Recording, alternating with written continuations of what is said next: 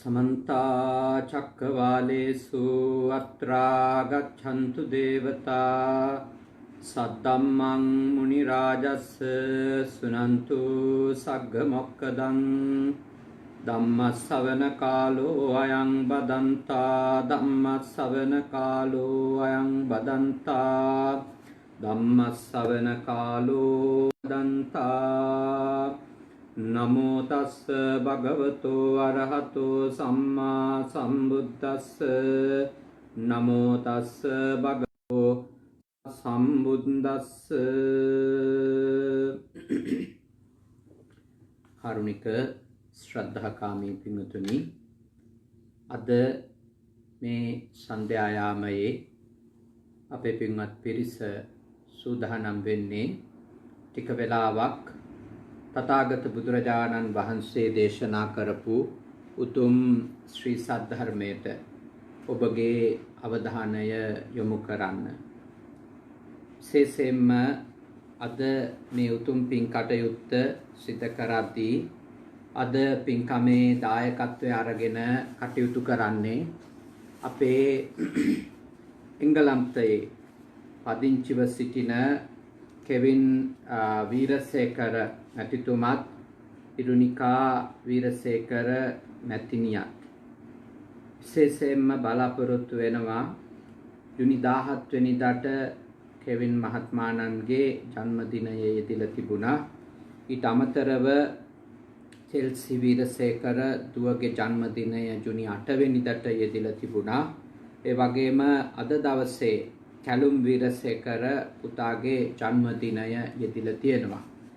එතකොට එංගලන්තයේ ලෙච්වර්ත් විහාරස්ථානයේ දායක පින්වත් පවුලක් ලෙස තමයි අපි මේ පින්වත් පිරිස අඳුනාගත්තේ. අපි බ්‍රිතාන්‍යයට වැඩම කරපු අවස්ථාවේ අපේ නිශාන්ත මැතිතුමා සහ එම මැතිණිය අපව වැඩම කරවාගෙන ගියපු වෙලාවේ ඉතින් අපෙන් ඉල්ලා සිටියා උපන්දින 3ක්ම මේ මාසයේ යෙදিলা තිබෙන නිසා අනුකම්පාවෙන් අද අඩුම විනාඩි 20ක 30කවත් ධර්මානුශාසනයක් සිදු කරලා දෙන්නට කියලා. අපි තාම සතුටටපත් වෙනවා අද ටික වෙලාවක් ඔබත් එක්ක මේ වගේ දහම් කතාවක නියැලෙන්න අපිට අවස්ථාවක් ලැබීම පිළිබඳව ටිකක් විදුලියේ ඇනහිටීම් තිබෙන නිසා මේ වෙලාවට මේ පළාතේ පුංචි පුංචි බාධා අතරමඟදී එන්නට පුළුවන්. ඒ ගැන අපේ කනගාටුව පළ කර සිටිනවා.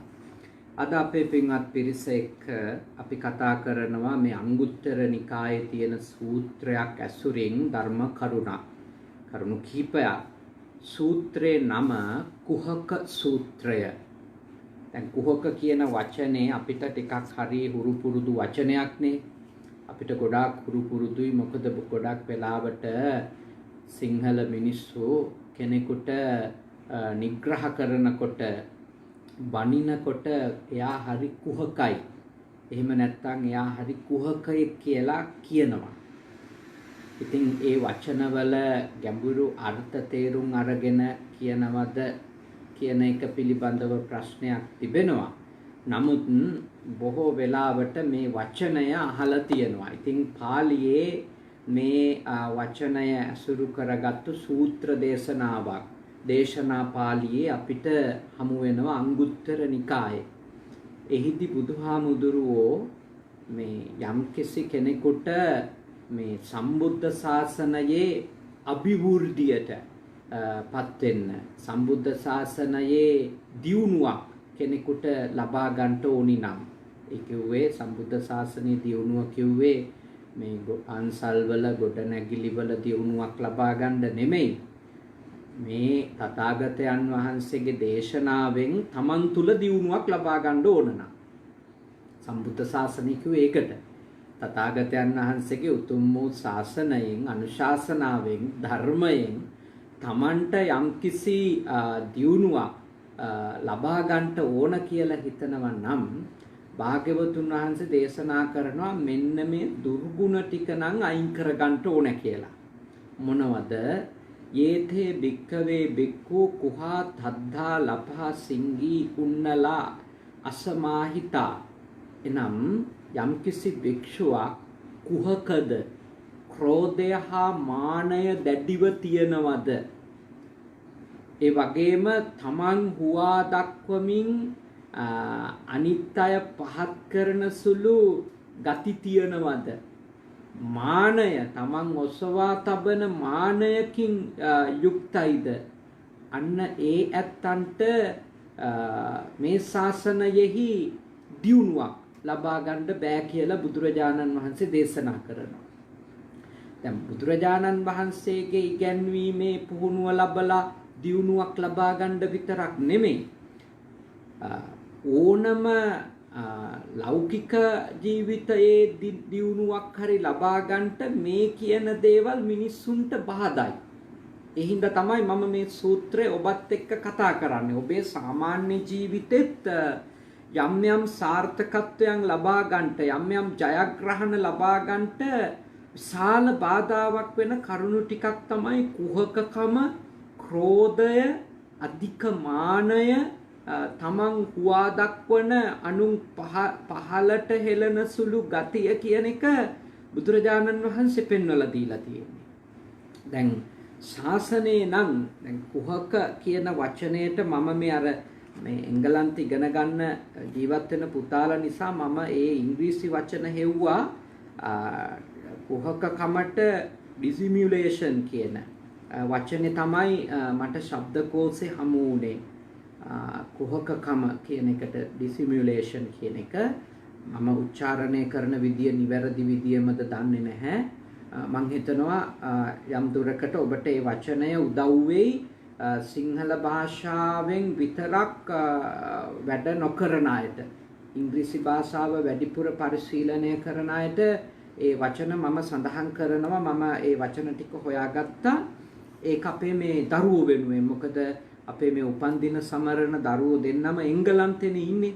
ඒ දරුවෝ ඉගෙන ගන්න ඉංග්‍රීසියෙන් නිසා ඒ දරුවන්ට ඉතින් උපකාරයක් වෙන්න ඕනි කියලා හිතලා තමයි මම ඒ වචන සඳහන් කරන්නේ. ඉතින් මේ කුහකකම කියන එක යම් කිසි දුරකට කියන්න පුළුවන් අවංක නැතිකම කියලා. තව ටිකක් සරල කරලා කිව්වොත් ශබ්දකෝෂෙත් ඒක තිබුණා මේ dishonest කියන එක. අවංක නැතිකමත් ඒ කුහකකමේ ගතියක් කියලා.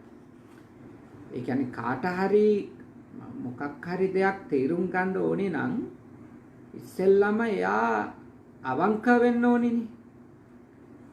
එයා අවංක වෙන්න ඕනි අඩුම Tamanට තේරුම් ගන්න ඕන දේ තවම තේරිලා නැහැ කියන එකවත් ප්‍රකට කරන්න. ඒ කියන්නේ මට මොකක් හරි එකක් තේරුම් ගන්න ඕන. මට ඒක තේරුම් ගන්න ඕන නම් මම ඉස්සෙල්ලම කුහක නොවි ඉන්න ඕනි. මම ඒක දන්නවා වගේ බොරුවට අඟවන්නේ නැතුව ඉන්න. එතකොට තමන්ගේ ගාව නැති එකක් කවුරු හරි එක්කෙනෙක් බොරුවට අඟවනවා නම් ඒක ඔය කුහකකමේ ගතියක්. තව කුහකකමේ ගති ලක්ෂණ තියෙනවා. ඒ කියන්නේ කෙනෙක්ගේ ගුණයක් කියන්නේ නැතිකම, කෙනෙක්ගේ ලස්සන දෙයක් දැක්කම ලස්සනයි කියන්නේ නැතිකම, කවුරු හරි එයාට අගයක් ලැබෙයි කියලා බයට, ඒ අකමැත්තට ඒක අර කුහකකම කියන එක. ඒක කියන්නේ යාගේ අවංක හැඟීම යා එළියට දාන්න යමක් ගැන. එතකොට ඉතින් ධර්මයක් ඉගෙන ගන්න බැහැනේ එහෙම. එහෙම ධර්මයක් ඉගෙන ගන්න බෑ. තථාගතයන් වහන්සේගේ දේශනාව නම් කොහෙත්ම කුහක ගතිය එක්ක මේ පුහුණු කරගන්න බෑ. එහෙම තමන්ගේ දුර්ගුණේ හංගගෙන අනුන්ගේ යහගුණේ හංගලා ඉතින් ඒ විදියට ඒ කුහකකම් තියාගෙන කෙනෙකුට කවදාවත් තථාගත දේශනාවෙන් ප්‍රතිඵලයක් ලබා ගන්න අමාරුයි. ඒකයි භාග්‍යවතුන් වහන්සේ මේ කුහක සූත්‍රයේදී අපිට ඒක අවධාරණය කරන්නේ කුහක වෙන්න එපා කියන එක. දැන් ගොඩාක් අයට තියෙන එකක් නේ. දැන් උතුම් දේශනාවක් කරාම හොඳට තේරෙනවා. හැබැයි තේරුණු බව අඟවන්නේ නැතුව ඉන්නවා. දැන් බණ අහනවා, බණ අහන බව පෙන්වන්න නැතුව ඉන්නවා. සමහර වෙලාවට මේ හොරෙන් අහන පහන් ඉඳලා Taman ඒ බණ අහන්න නැති ඒ වගේ එළියට පෙන්නනවා. ඒක කුහක ගතියක්. දැන් ගුරුවරයෙක්ගෙන් දෙයක් අරගෙන ඒ ගුරුවරයාට ඒක අඟවන්නේ නැත්තම් ගත්තු බව අරගෙන ගත්තු බව අඟවන්නේ නැත්තම් ඒක කුහකකම. කියන්නේ යා එතෙන්ට Taman ඉන්න තැනට අවංක වෙලා නැහැ. දැන් අපේ ඉගෙන ගන්න දූල පුතාලත් බණ අහන නිසා මම අපේ දූල පුතාලට යෝජනා කරනවා ඒ ගතිය Taman තුල ඩිසිමියුලේෂන් කියන ස්වභාවය Taman තුල එන්න පුළුවන්. මගේ ගාව වුණත් ඒව ඇවිල්ලා තියෙන අවස්ථා තියෙන ඕන තරම්. අපි ඕන කෙනෙකුට ඔය ගතිය එන්න පුළුවන්. කෙලස් තියෙනකන් එන්න පුළුවන්. මගෙත් ඇවිල්ලා තියෙන අවස්ථා මම මාව නිරීක්ෂණය කරාම මට ඕනි තරම් අහුවෙනවා. මේ වෙලාවේ මං කුහක වුණා නේද කියලා. ඉතින් මං ඔබට යෝජනා කරනවා බුදුහාමුදුරුවෝ මේවා අපිට කියලා දීලා තියෙන්නේ අපි පරිපූර්ණ මිනිස්සු නොවෙන හින්දානේ. දැන් අපි සම්පූර්ණ අංග සම්පූර්ණ අය නම් ඊයෝ හෝ පැවිද්දෝ නම් මේවා කියලා දෙන්න ඕනේ නෑ. ඉතින් අපි මේවා ඉගෙන ගන්න ඕනේ අපි අංග සම්පූර්ණ නැති හින්දා. අපි ගාව මේ වගේ ගතිය ඕනම වෙලාවක එන්න පුළුවන්. ඉතින් කුහකයේ කවදාවත් ඒ කුහක ස්වභාවය තමයි එහෙම Taman අවංකව ගත්තු දේ ප්‍රකට කරන්නේ නැහැ. ඒ කියන්නේ එයාගේ ගාව අවංකකමක් නැහැ අතට. ඒක තමයි ඒ කුහක ගතිය කියලා කියන්නේ. ඒක ඔබ හොඳට අවබෝධ කරගන්න.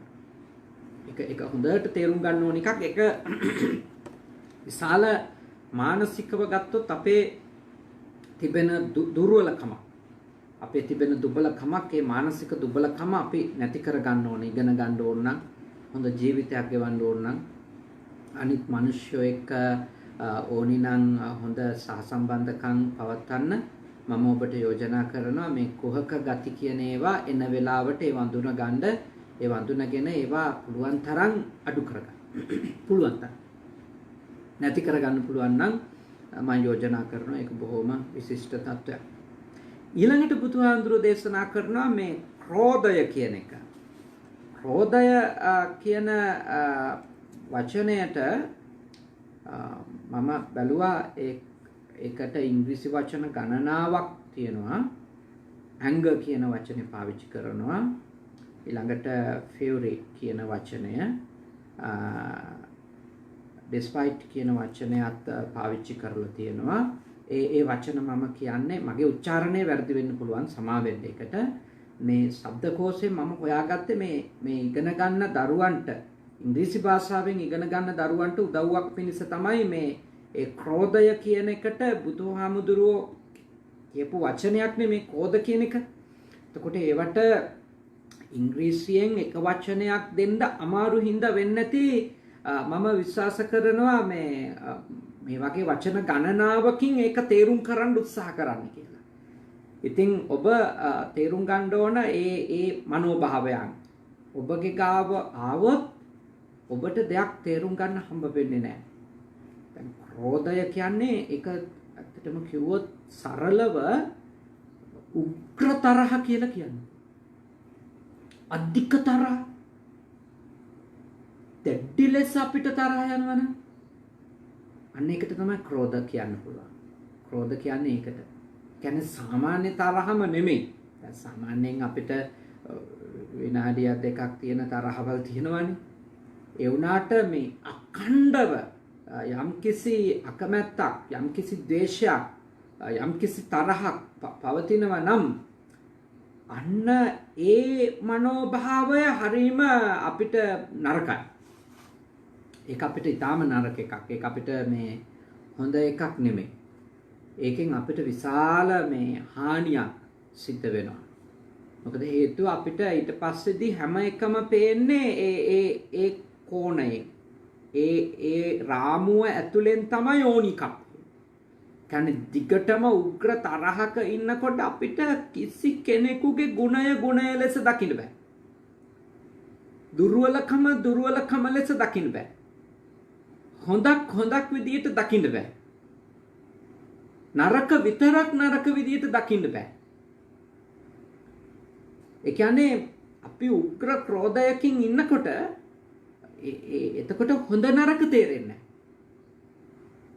ඉතින් ඔබට මම යෝජනා කරනවා ද්වේෂය තියෙනකොට ඕනම වෙලාවක ඒ ද්වේෂය උග්‍ර ක්‍රෝධයක් බවට උග්‍ර තරහක් බවට පරිවර්තනය වෙන්න පුළුවන් ඕනම කෙනෙකුගේ.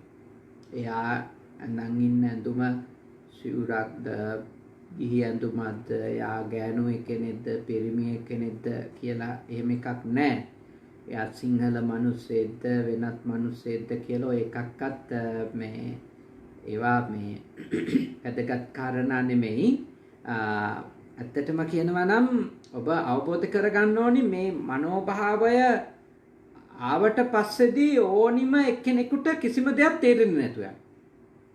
අනේක තමයි ඒක තේරුම් ගන්න තියෙන දේ. කියන්නේ මේ දරුණු ක්‍රෝධය ආවම ඒ කියන්නේ නොසන්සෙන්දෙන තරහ ආවම කිසිම දෙයක් තේරුම් ගන්න කැමති නැහැ. සමහරවිට අහන්නත් පුළුවන් මට මේක ඕනේ මේක අයින් කරගන්න වගේ කියලා. ඇත්තට එහෙම අයින් කරගන්න ඕන කමක් එයාට නැහැ. එයාට මේ ඕන කමක් නැහැ අයින් කරගන්න. මොකද එයා ඒ ඇහුවත් ඒකට විකල්ප හෙව්වත් අර උග්‍ර ක්‍රෝධයක ඉන්නකොට ඒ කියන විකල්ප ඔලුවට යන්නේ. ඒක තමයි ක්‍රෝධයේ හැටි. ඉතින් ඔබ පුළුවන් තරම් උත්සාහ ගන්න ඕනි මේක නරක සිතුවිල්ල. මේ ක්‍රෝධය හින්දා කොයි කාට වුණත් උදා කරන්නේ නම් විනාශයක්. නරක. ඒ උග්‍ර ක්‍රෝධය ආවම අර බුරා නැගෙන ගින්නවල් තියෙන්නේ. අර ලැබුගිනි ඇවිලෙන්නේ ලෝකේ සමහර රටවල් වල ලංකාවේ වුණත් ඔය මිනිස්සු ගිනි තිව්වම කැල ඇවිලෙන. එතකොට ඒක අර ඒකෙන් තැල්ලි අර තව මේ ලොකු ගස් වේලිච්ච ගස් එහෙම ආවම එක මහා වේගකින් ඒකේ දැල්ල වැඩි වෙනවා. ඒ වගේ තමයි අර ක්‍රෝධයෙන් ඉන්න කෙනාට චූටි දෙයක් දකිනකොට එයාගේ ක්‍රෝධය ඒ කියන්නේ අර ක්‍රෝධ කරන එක්කෙනෙක් ඉන්නවනේ Taman ක්‍රෝධ කරන එක්කෙනාගේ චූටි දෙයක් දකිනකොට අර ක්‍රෝධය ඇවිලෙනවා. හරියට ඇවිලි තියෙන එකකට තව පෙට්‍රල් ටිකක් වක් කරොත් එහෙම භූමි තෙල් ටිකක් වක් කරොත් එහෙම අන්න ඒ වගේ ඒක මහ වේගකින් ඇවිලිලා මහ ගිනි ජාලා බවට පත් වෙනවා. ඉතින් ඒ වගේ මනසක් කොච්චර රෝගී මනසක්ද? ඔබට කොච්චර ලොකු විපත්තියක් කරයිද ඒ වගේ මනසක්? ඔබ හිතනවා අනිත් එක්කෙනාට තමයි මේකෙන් ලොකු විපත්තියක් එහෙම කරගන්න පුළුවන් කියලා. නෑ ඒක වැරදි සිතුවිල්ලක්. ඔබට තමයි ලොකුම විපත්තිය වෙන්නේ. බුදුහාමුදුරුවෝ වගේ උත්තමයෙක් ක්‍රෝධයෙන් අනුන්ට නම් ලොකුම හානිය වෙන්නේ. එහෙනම් ඒක අවධාරණය කරනවනේ. ඔව් අනිත් අයට තමයි ලොකුම හානිය වෙන්නේ ක්‍රෝධ කරාම කියලා නෑ. බුදුහාමුදුරුවෝ කියන උත්තමයා ඒ නොසන්සිඳෙන ක්‍රෝධයෙන් නොසන්සිඳෙන තරහෙන් හානිය Tamanට වෙනවා කියලා තමයි කුහක සූත්‍රයේදී අපිට අවධාරණය කරන්නේ. බුදුහාමුදුරුවන්ගේ ධර්මයේ තේරුම් ගන්න කිසිසේත්ම අමාරුයි ඒ වගේ කෙනෙකුට. මොන හේතුවක් නිසාවත් එහෙම ක්‍රෝධයෙන් ඉන්න කෙනෙකුට බෑ. ඔය ගොඩාක් බුදුහාමුදුරුවන්ගේ කාලේ ඉඳපු හාමුදුරුවෝ ගැන කියන්නේ එක හාමුදුරු කෙනෙක් දේවදත්ත හාමුදුරුවෝ තව හිටියා එහෙම හාමුදුරුලා කීප නමක්ම ඒගොල්ලෝ එක එක්කෙනා ගැන ක්‍රෝධෙන් ඉන්නවා. එක්ක බුදුහාමුදුරුවෝ ගැන එක්ක අග්‍ර ශ්‍රාවකයින් වහන්සේලා ගැන එහෙම ක්‍රෝධෙන් සංසිඳන තරහක් තියෙනවා. කවුරු අවවාද කරත් ඕක අතහැරලා දාන්න කියලා මේ සුනක්කත් හාමුදුරුවෝ වගේ හාමුදුරුලා මේ බුදුහාමුදුරුවම අවවාද කරනවා. ඕක එපා. ඕකෙන් මහ දුකක් කියලා එහෙම සාමිනහන්සල ඉඳලා තියෙනවා. බුදුහාමුදුරුවෝ කිව්වත් අහන්නේ නැහැ. ඒ බුරබුරා නැගෙන ක්‍රෝධය ඒක මහා ගිනි ජාලාවක් වගේ යාගේ ඇතුලේ මේ වර්ධනය වෙනවා. ඊට පස්සේදී ඒකම පෝෂණය කරන දේවල් එකතු කරනවා. උදේ ඉඳලා හවස වෙනකන් එකතු කරනවා. දැන් ඔබ තරහකාරී ක්‍රෝධ කරන කෙනෙක් ඉන්නකොට යාගේ දේවල් තමයි කොච්චර හරි හොයන්න හිතෙන්නේ. එයාගේවම තමයි බලන්න හිතෙන්නේ. අද මොනවද කරන්නේ? මං ගැන කතා කරනවද? මගේ හිතවතුන් ගැන කතා කරනවද? මට හතුරු දෙයක් කියනවද? සමහරවිට හතුරු දෙයක් Tamanට හතුරු දෙයක් කියලාත් නැහැ. ඒත් මොකක් කරේ එකක් අල්ල ගන්න පුළුවන්. ඒක තමයි ක්‍රෝධයේ හැටි. ඒ හින්දා මේ දැන් වෙන කාත් එක්ක හරි hina වෙනකොට හිතෙනවා මට hina වුණා. මට තමයි hina වුනේ. මට සමච්චලයට. සමහර විට මේ කවුරු හරි දෙන්නෙක් කතා කරනවා එතන ඉන්නවා එයා ක්‍රෝධ කරන එක්කෙනා. ඉතින් ඒ දෙන්න කතා කරද්දී hina වෙන දෙයක් හෝ වටපිට බලද්දී හිතනවා මේ මම දිහා බලන මට කිව්වා කියලා. ඒ ක්‍රෝධය කියන මේ හරිම අනුවන මනෝභාවයක් නේ. ඒ අනුවන මනෝභාවය මිනිස්සෙකුට આવොත් ඒ මිනිසයා විනාශ වෙනවා. ඒ මිනිසයාගේ මුළු ජීවිතේම ඉවරයි. මම යෝජනා කරනවා මේව තේරුම් ගන්න කියලා. මේ සිතුවිලි හින්දා මේ නරක සිතුවිලි හින්දා අපිට කිසිම දෙයක් ඉගෙන ගන්න හම්බෙන්නේ නැහැ. සතුටින් ඉන්න හම්බෙන්නේ නැහැ. අපිට විතරක් නෙමෙයි. අපේ කර්මකාර ක්‍රෝධ ගති හින්දා අනිත් මිනිහෙකුටවත් සතුට නැති වෙනවා. සනසිල නැති කරලා දානවා. ඒ නිසා මේ ඔබ හොඳටම ඔබ අවබෝධ කරගන්න මේ ක්‍රෝධයේ ස්වභාවය. ක්‍රෝධය අපේ මනසේ උග්‍ර ලෙස වැඩෙන්න මේ හැම තිස්සෙම හිතන එකක් තමයි හානි කරන්න. හිංසා කරන්න. ඒ පළවෙනිම හිංසාව Tamanට එන්නේ. අනුන්ට දෙයක් කරනකොට ක්‍රෝධයෙන් පිපිරෙමින් ක්‍රෝධයෙන් මුසපත් වෙච්ච මනසකින් බුදුහාඳුරුවන්ගේ ධර්මයට අනුව ඉස්සෙල්ලම හානිය වෙන්නේ Tamanට කියන එක හොඳට අඳුර ගන්න ඕනේ. ඒ වගේම තුන්වෙනි කාරණේ බුදුරජාණන් වහන්සේ දේශනා කරනවා මානය කියන එක. මානය කියන හැඟීම ඒටත් ඉංග්‍රීසි වචන කීපයක් මම හොයාගත්තා. measure කියන වචනේ පාවිච්චි කරලා තියෙනවා. dimension කියන වචනේ පාවිච්චි කරනවා. coefficient කියන වචනේ පාවිච්චි කරලා තියෙනවා. ඒ වචන තුනම මේ මාන්නය ගැන කතා කරනකොට මේ ඉංග්‍රීසි ශබ්දකෝෂවල යෙදිච්ච වචන. ඒ වචන මම කිව්වම ඉංග්‍රීසියෙන් ඉගෙන ගන්න අයට ඒක තේරුම් ගන්න පුළුවන් මොකද්ද මේ කියලා. මේ වචන පාවිච්චි කරලා තියෙනවා. එතකොට බුදුරජාණන් වහන්සේ දේශනා කරනවා මේ මාන්නක්කාරකම කියන එක නැත්නම් මානය කියන එක අපිට ආවම අපි කරන නරක තමයි හැම තිස්සෙම මම උසස් මම උතුම් මට තේරෙනවා මම දන්නවා අනිත් අයට තේරෙන්නේ නැහැ අනිත් අය දන්නේ නැහැ. ඒ කියන්නේ තමන්ව හුවා දක්වනවා. තමන්ව මතු කරනවා. අනිත් අයව පහලට දාන. අනිත් අයව පුළුවන් තරම් මේ යටපත් කරනවා. එයාගේ කිසිම හොඳක් මතු කරන්නේ නැහැ. තමන් පුළුවන් තරම් මේ මානකාරකමෙන් උදම්මනනවා. තමන් පුළුවන් තරම් හැම තැනම තමන්ව මතු කරගන්න බලනවා. ඉතින් මම හිතුවොත් මම ඔක්කොම දන්න මට හැමදේම තේරෙන මට තරම් මේ තේරුමක් තියෙන කෙනෙක් නැති කියලා එතන ඉඳලම මට තේරුම් ගැනීම බිඳ වැටෙනවනේ මගේ. දැන් බුදුහාමුදුරුවෝ ගාව ඉඳපු බුදුහාමුදුරුවන්ගෙම බණ අහපු හාමුදුරුවෝ චන්නහාමුදුරුවෝ වගේ හාමුදුරුලා වුණත් කිසිම මාර්ගඵලයක් බුදුහාමුදුරුවෝ ජීවත් වෙනකම්ම වැඩ ඉන්නකම්ම ලබා ගත්තේ නැත්තේ ඇත්තටම කියනවා නම් ඒ හාමුදුරුලාට මාන්නේ තමයි බලපෑවේ. කියන්නේ ඒගොල්ලෝ උග්‍ර මාන්නකින් හිටියා. ඒගොල්ලන්ට ඔක්කොම දේවල් තේරෙනවා කියලා. දැන් ඔය මේ මූලපරියාය කියලා සූත්‍රයක් තියෙනවා මේ මජ්ක්‍ධිම නිකායේ. මූලපරියාය සූත්‍රය. දැන් මේ සූත්‍රය බුදුහාමුදුරුවෝ ඉතාම ගැඹුරු සූත්‍රයක්. මම මේ සූත්‍රය 3-4 සැරයක් කියවලා තියෙනවා. ඒක තේරුම් ගන්න ඒක එච්චරටම ගැඹුරු සූත්‍රයක්. බුදුහාඳුරෝ එච්චර ගැඹුරු සූත්‍රයක් ඒගොල්ලොන්ට දේශනා කරන්න මැත්තේ මට හිතෙනවා ඒගොල්ලොන්ගේ තිබිච්ච මාන්නේ කඩන්න කියලා. මොකද ඒගොල්ලොන්ට තිබුණා ඒ සූත්‍රය අහුම්කම් දීපු හාමුදුරුලට තිබුණා මේ අපට මේ ධර්මය හොඳට තේරෙනවා කියලා එකක්. ඒ හින්දා මේ අපි අහන් ඉන්න ඕනි අය හෝ පුහුණු වෙන්න ඕනි අය නෙමෙයි අපි මේ අනිත් අයට කියලා දෙන්න අපිට හොඳට තේරෙනවා. අපි දන්නවා ඒ ගැඹීර ධර්මය.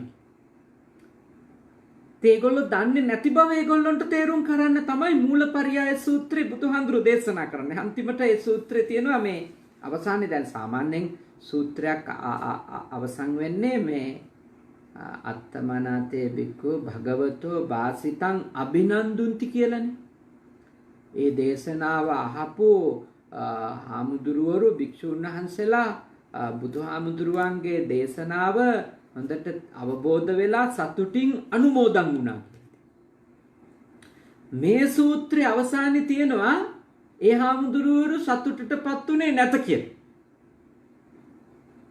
අභිනන්දුන්ති කියලා නැහැ. ඒ කියන්නේ හාමුදුරුවන්ට තේරිලා නැහැ ඒක.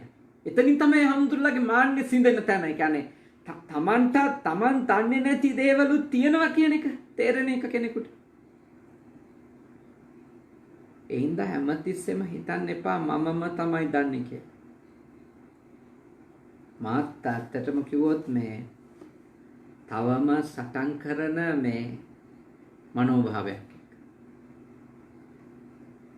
පුදුම විදියට මේ මාන්නේ කියන මනෝභාවය තවම මේ මට හානි කරනවා.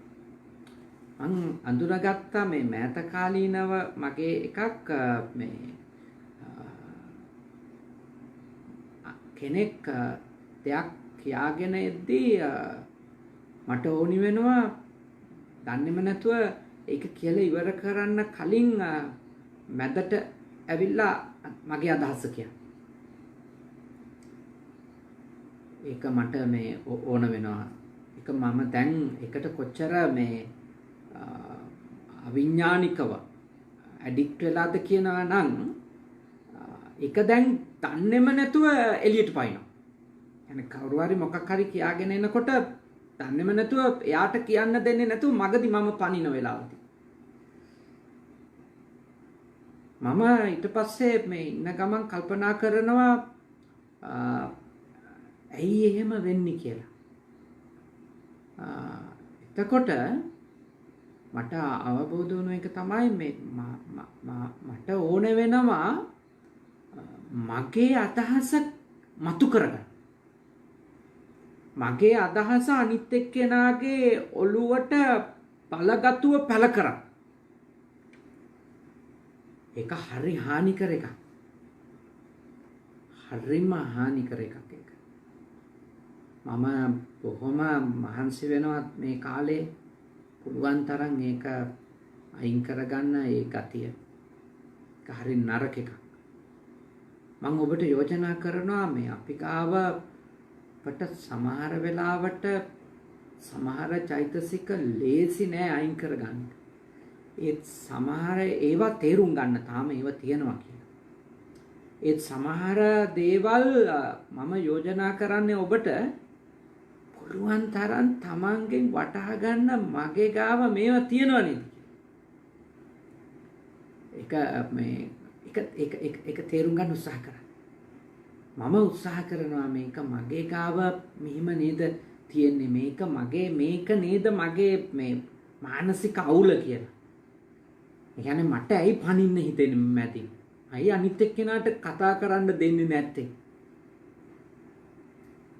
ඔබ හිතන්න. යා මේවා කියලා දෙන ගමන් මම ගැන හිතනවා. මගේ ප්‍රශ්නේ මම කල්පනා කරනවා. මේ සූත්‍රයක් කියවම මම කල්පනා කරනවා මගේ ප්‍රශ්නේ. මොකද මට දිගු කාලයක් ඉඳලා දැනෙමින් තිබිච්ච එකක් තමයි මම අනිත් මිනිස්සෙකුට හරියට කතා කරන්න දෙන්නේ නැද්ද කියලා. ඒක මට හොඳට දැනෙනවා. ඔබ බලන්න ඔබත් එහෙමද කියලා. එහෙනම් ඒ මාන්නේ තමයි. එහෙනම් ඒ මාන්නේ අපිට හොදක් කරලා දෙන්නේ නැහැ. ඒ මාන්නේ අපිට කරලා දෙන්නේ නරකක්. ඒ මාන්නේ අපිට කරලා දෙන්නේ විපතක්. අඩුම මාන්නේ නැති කරගන්න තාම අමාරු නම් මගේ ගාව මාන්නේ තියෙනවා කියලාවත් මම දැනගෙන ඉවත් ඉන්නවා. මේ ඇවිල්ලා තියෙන මේ ලෙඩේ තමයි කියලාවත් මම තේරුම් ගන්නවා. ඒකවත්. ඒ හින්දා මේ බුදුහාමුදුරුවෝ අපිට කරුණාවෙන් කියලා දීපු මේ වටින දේවල් මේ කුහක සූත්‍රයේ තියෙන මේ කරුණු කීපය මම යෝජනා කරනවා ඔබ හොඳට අවබෝධ කරගන්නට කියලා. ඔබ හොඳට ඒවා තේරුම් ගන්නට කියලා මම ඔබට යෝජනා කරනවා. ඉතින් මට ඇත්තටම විනාඩි 20ක් විතර තමයි මේ දේශනාව කරලා දෙන්න කියලා ඉල්ලීමක් කරේ. ඒත් අපි පැය භාගයක් විතර මම හිතන්නේ මේ දේශනාව තුලදී ඔබට යමක් කියලා දෙන්න උත්සාහ කරා. දැන් අපේ හර්ෂ පුතා මට සඳහන් කරා මේ දේශනා දැන් බුද්ධ පුතුන් Facebook ගිණුමේ තියෙනකොට ඒවා සමහරලාට ටික දවසයි තියෙන්නේ.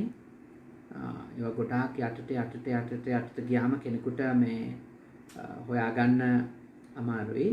ඒ නිසා දැන් බුද්ධ පුතුන් කියලාම අපේ හර්ෂ පුතා YouTube channel එක පවත්වගෙන යනවා. ඒ YouTube channel එකට මේ දේශනාත් ඔක්කොම ඇතුල් කරනවා. එතකොට ඔබට ඕනම වෙලාවක ඔබගේ සමීපතමයින්ට දැනුවත් කරොත් බුද්ධ පුතුන් කියලා YouTube channel එකට ගියාම ඒකෙන් ඒවා අහන්න පුළුවන් කියන එක සිහි කැඳවන ලෙසත් ඒ දරුවා අපෙන් ඉල්ලා සිටියා. ඔබට ඒක මතක් කරනවා. එහි දේශනා 200ක් විතර තියෙනවා මා කරපු පැරණි දේශනා විවිධ ස්ථානවල. අනාගතයේ අඛණ්ඩවම මේ බුදු පුතුන් Facebook පිටුවේ කරන දේශනා වගේම අමතරව කරන දේශනාත් අපේ බුදු පුතුන් YouTube channel එකට ඇතුල් කරන්න කල්පනා කරලා තියෙනවා. මොකද අපේ පිටරටවල් වල ඉන්න වැඩිහිටි අම්මලා විශේෂයෙන්ම ඒගොල්ලෝ මේ Facebook එක පාවිච්චි කරන්නේ නැහැ. මුහුණු පොත පාවිච්චි කරන්නේ නැහැ ගොඩක් අය. නමුත් YouTube එකේ බණ හොයලා බණ අහනවා. ඒගොල්ලෝ හින්දා තමයි ඒක ඒවා යොදලා තියෙන්නේ කියන එක මතක් කරන්නට ඕනි. ඔබට ඒකත් පරිහරණය කරන්න අවස්ථාව තියෙනවා. ඉතින් අද මම නැවත මතක් කරනවා එංගලන්තයේ ලෙච්වර්ත් නුවර හරි ලස්සන පළාතක්. මම ප්‍රථම වතාවට ගිය වසරේ වැඩම කරන්නට ලැබුණා. තාම ලස්සන පළාතක්. එහි විහාරස්ථානයක් තියෙනවා. එහි දායක මහත්මයෙක් කෙවින් වීරසේකර මැතිතුමා ජුනි මාසේ 17 වෙනිදා ජන්මදිනය සැමරුවා. ඒ ඉරුනිකා නෝනා මහත්මිය වගේම දෝනි 8 වෙනිදා ජන්මදිනය සැමරුවා. කැලුම් වීරසේකර පුතා අද එයාගේ ජන්මදිනය. ඉතින් අපි බණ අහලා ටික වෙලාවක් විශාල පිරිසක් බුදු පුතුන් ඔස්සේ බණ ඇහුවානේ. ඉතින් විශාල පිරිසක්. ඉතින් ඔබ හැම කෙනෙක්ම බණ අහලා ඔබේ හිතේ පුංචි හරි පැහැදීමක් ඇති වුණා නම් අපි ඒ උපන්දින සමරලා අද මේ පින්කම කරලා දෙන්න කියලා මට ඉල්ලීම කරපු ඒ පවුලේ ඇත්තන්ට අපි ආශිර්වාද කරමු. දෙවියෝ මේ පින් අත් කරගනිත්වා. දෙවියන්ගේ ආශිර්වාදය ඒ ඇත්තන්ට ලැබේවා. බණ අහපු ඔබටත් ලැබේවා. මම දන්නවා ගොඩාක් අය කොරෝනා වෛරසය නිසා තවම පීඩා විඳිනවා. විදේශ රටවල් වල විශේෂයෙන් ඔබ හැම දිනාටම ආරක්ෂාව, නිරෝගී සුව, දීර්ඝායුෂ ලැබේවා. සියලුම රැකවරණය ලැබේවා. ඔබව අපව ආරක්ෂා කරන අපේ උදාර සුව සේවාවේ රාජකාරී කරන සියලුම දොස්තර මහත්වරු ඇතුළු සියලු දෙනාටත් යහපතක් වේවා. නිදුක් බව, නිරෝගී බව, සුවපත් බව, දීර්ඝායුෂ සියලු දෙවියන්ගේ ආශිර්වාදයෙන් ඔබට කායිකවත් මානසිකවත් ලැබේවා. දෙවිවරු මේ පින්බෙලෙන් අමා මහ නිවනම අවබෝධ කරගනිත්වා. සාදු සාදු සාදු. ඒ වගේම ඒ දායක ඇත්තටම මේ බණ කරලා දෙන්න කියලා ඉල්ලීම කරපු පවුලේ අයගේ නමින් වගේම ඔබගේ නමින් මිය ගියපු සියලුම දෙනාටත් මේ පින් අත් වේවා. ඔබගේ අපගේ රට වෙනුවෙන් ජීවිතේ පූජා කරපු සියලු දෙනාටමත් මේ පින් අත් වේවා. ඒ සියලු දෙනා මේ පින් අනුමෝදන් වෙලා අමා මහ නිවනම අවබෝධ කරගනිත්වා. සාදු සාදු සාදු. අවසාන වශයෙන් අපිට මේ ආත්මේ තව දවසක් ජීවත් වුණත් සත්පුරුෂයෝ ආශ්‍රය කරන්න ලැබේවා. කල්යාණ මිත්‍රයෝ ආශ්‍රය කරන්නට ලැබේවා. කනට හිතට සුවයක් සැපතක් දෙන දෙයක් අහන්න ලැබේවා. අවබෝධයක් එන දෙන දෙයක් අහන්ට ලැබේවා. සද්ධර්මයේම සේවා ධර්මානුධර්ම ප්‍රතිපත්ති පුරාගෙන ඊටාම ඉක්මන් භවයකදී නිවන් දකින්නට අපි හැම දිනාටම මේ පින් කුසල් පාරමිතා ධර්ම වේවා. අපි හැම දිනාටම උතුම් අමාමහ නිවනම අවබෝධ වේවා. සාදු සාදු සාදු. ආකාසට්ටා ච බුම්මට්ටා දේවා නාග මහිත්‍තිකා පුඤ්ඤන්තං අනුමෝදිත්වා චිරන් රක්ඛන්තු ශාසනං. ආකාසට්ටා ච බුම්මට්ටා දේවා නාග මහිත්‍තිකා පුඤ්ඤන්තං අනුමෝදිත්වා චිරන් රක්ඛන්තු දේශනං. ආකාසට්ටා ච බුම්මට්ටා දේවා නාග මහිත්‍තිකා පුඤ්ඤන්තං අනුමෝදිත්වා චිරන් රක්ඛන්තු මම් පරන්ති. හැම දිනාටම තෙරුවන් සරණයි.